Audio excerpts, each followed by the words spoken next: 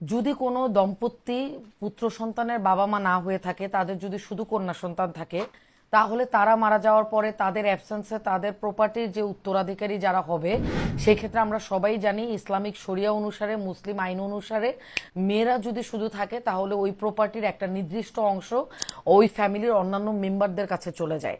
আর মেয়েরা পুরো অংশটা বাবারটা ইনহেরিট করতে পারে না। ইনহেরিট করতে হলে অবশ্যই তাদের একজন ভাই বা ওই দম্পতির একজন পুত্র সন্তান থাকতে হয়।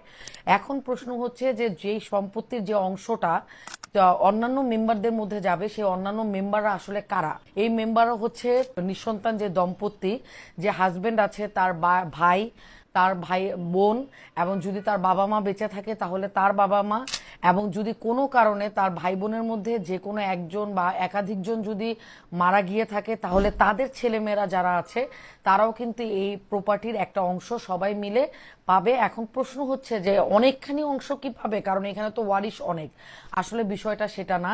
এখানে 0.25 আনুমানিক একটা অংশ তাদের কাছে যাবে, এবং এই অংশটার একদম ছোট ছোট ছোট ছোট হিস্সা হিসেবে যতজন কো শেয়ারার থাকবে তাদের সবার মধ্যে ইকুয়ালি বিষয়টা ডিস্ট্রিবিউট হবে।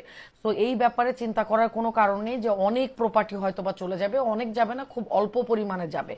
এখন কোশ্চেন আসতে পারে যে এই অল্প পরিমাণও আমি দিতে চাই না, এবং না দিয়ে আমি চাই যে আমি আমি মারা যাওয়ার পরে আমার অ্যাবসেন্সে আমার ছেলে সন্তান না থাকলেও আমার মেয়েরাই আমার পুরো অংশটা পাবে। তাহলে এই ক্ষেত্রে আপনাদের আসলে করণীয় কি এবং আপনারা কি করতে পারেন, এই বিষয়টা নিয়ে আমি এর পরবর্তী পর্বে কথা বলবো। সেই পর্যন্ত আপনারা সকলেই ভালো থাকেন, সুস্থ থাকেন। আল্লাহ হাফেজ।